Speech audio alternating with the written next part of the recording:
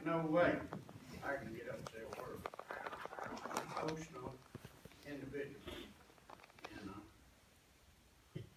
I went home and prayed about it. You knowing all along I needed to say something. And I just told them last night I was gonna try. And so I'm gonna make this sermon add length to it. William and I were 17 months difference in age. He was 17 months older than I was, but we probably lived 500 yards from the school, and we walked barefooted. You know, children don't do that today. Teacher take me home, and I'd go right back to schoolhouse. Mama would come get me, and I'd go right back to schoolhouse. They said, well, if he's gonna come every day, just put him in class and give him some books. And for grade 1 through 12, me and him sat in the same class. In 2 years of junior college, we were together, but wasn't in the same class. It was always two. If you got on me, you had him to contend with. If you got on me, on him, you had me to contend with. Some of the same things that the preacher here said. You know, I didn't have a speech. This morning I got up and jotted down a few things I wanted to say. And I've been teaching Sunday school since I don't know when, and we had two brothers that were Methodist ministers. John's daddy was a Methodist minister, and the baby boy on our side was a Methodist minister, and both is passed. But, you know, if I were going to tell you a story about William, we lived, you could throw a baseball twice and hit the Methodist church. And William was a Christian. The old saying, his name was written in the Lamb's Book of Life. I don't have to worry this morning where he's at. I know where he's at. But, you know, talking about Rose, he thought the world of it. But, believe it or not, Rose and I were going to church together at that time. Just before I met my present wife. I'm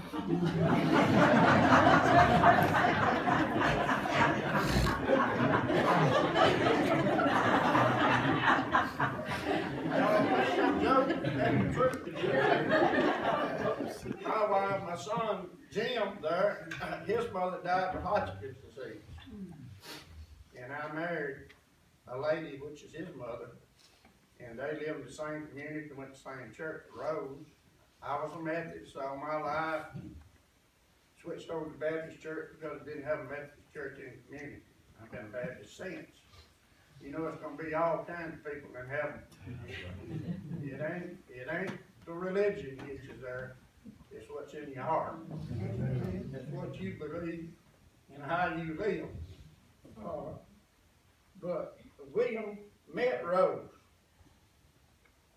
at visiting our home. I think it went back to Kentucky. They wrote a couple of years. He come back and got it. Believe it or not, I don't think he dated over 1 or 2, and I don't know if Rose dated anybody before then or not. But it was just made in heaven. And I told Rose's mother last night, Miss Ruth, I said, three things about it. William didn't drink. Now, he might have when he was young, teenager, whatever, but he didn't drink. He loved the Lord, and he didn't run around on nobody, on her. I can assure you that. And what more can you ask for? That's a family. For Eric and Shane, he thought they hung the moon. But I'll tell you how he was. And I told Shane Eric about it. Jim a pretty good ball player. His daughter was a pretty good softball player. She's playing for USM now. Blake back there played up here at Colin football. If they couldn't even tow the water pail, he'd think they was gonna be all American. I'll tell you what, he didn't call them if it was in the family. Anybody in the family he loved, never talked bad about them, and built them up, as the black guy said last night. He was an encourager. Janae back there, which is Irene, my sister's past, Janae said, told me this morning that William was the first person to encourage her to be a school teacher. But he was that type of fella. And believe it or not, you know, when we went to school, we toted wood and stacked it on the porch for the heaters in school, no electricity. Believe it or not, Homewood School that we went to is the only school in high school in the state of Mississippi that has ever won a state boys basketball championship. And they won it on a dirt court. At one time, Homewood was the largest high school in Scott County. But we would go to school and tote firewood. We'd play on flying jennies. The girls' bathroom was over here, and the boys way over here out in the wood, and the dividing line right there. You didn't cross that line. But they played over here, we played over there. Now, if we played softball, we get out front, you know, we played together. But it's so many things I could say. Like, I had two brothers, younger brothers. Well, one younger and one older. Billy and William was absolutely brilliant. I mean, book wise, they had it. Like they talk about learning Braille. I'll tell you a little story. Years ago, we were married. I was married, William was married, William and Rose. And about 5 of us couples went over to Jackson for a New Year's Eve party. And was having a good time. And when they brought that first mixed drink and set it down on the table, William said, "I'm leaving." I said, "What do you mean?" He said, "I cannot be teaching my students not to do that and doing it myself." You mean, that's a statement to make. But he got up and they left. But that's the type. He lived what he preached. He thought everybody should be perfect. If the book said do this, you need to do this. He thought all politicians should be honest. He didn't think any football recruiter cheated. It was continuously about who Southern, Ole Miss, or somebody was getting, paying them money under the table, this or whatever. But, you know, I know I'm making this long. I'm doing pretty good. I said I get teaching sometime, I don't know. You know, sometimes when you teach it in Sunday school, you don't think you make it. And you're studying. And when you get up and start talking like this morning, the Lord just supplies you, and you don't even cover none of the stuff you actually studied. You understand? But see what I did write down here. Yeah, talking about the love for Paul.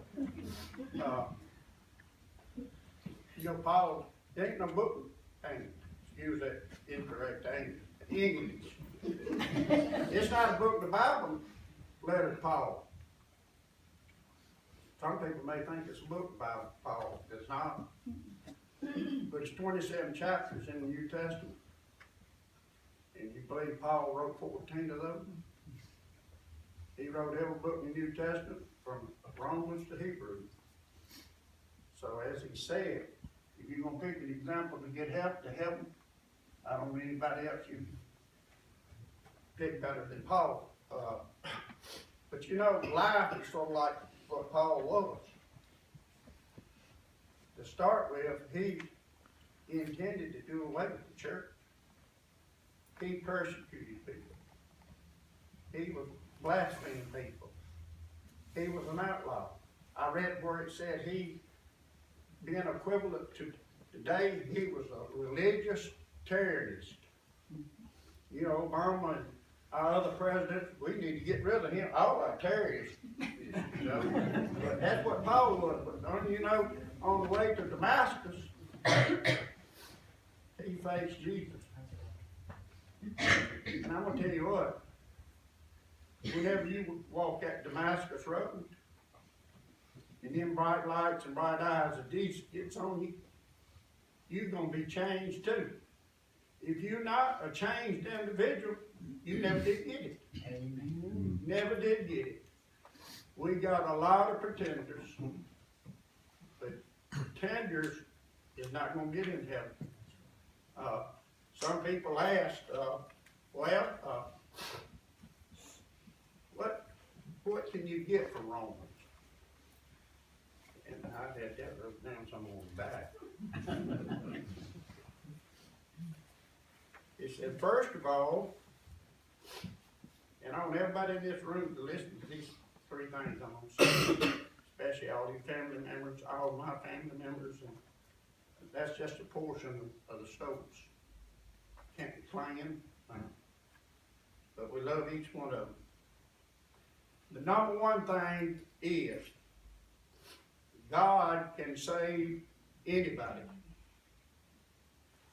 anywhere, anytime, any place. Once you're saved and you love Him, you need to come in and support this church. Number two, anyone can be a humble and powerful witness for Him.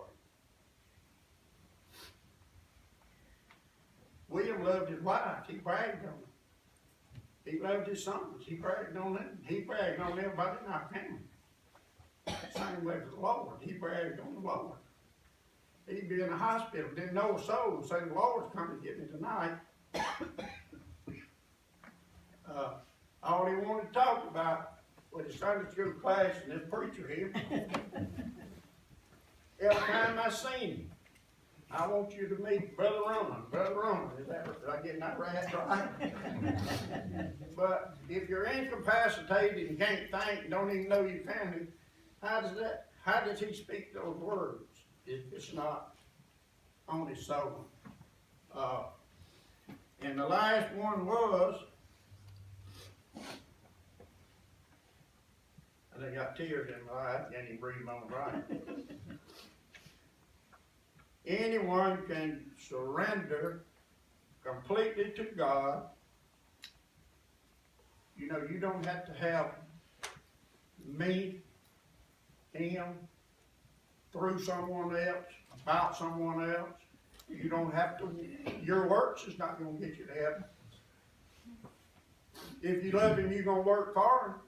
But you ain't going to get there. It's a strictly one-on-one relationship with you and the Lord. And I don't know anything else to tell you. When the time comes, as it was in Paul on the road to Damascus, and those bright lights, Sue, another one of my brothers, past brothers' daughters over here, and she was talking about when her mother Grace passed away, said that she was staying with her, and she'd go out of the room and she'd come back in, and she said that she'd have her hand up like this, looking up, and she said, but you would have had to see it. Said she knew, and she wondered what did she would like to see, just what she was seeing, you know. I suppose you could see the glory of God. You'll never know it. But anyway, William loved the people of Brookhaven. He loved his church. He loved their family. Thank you.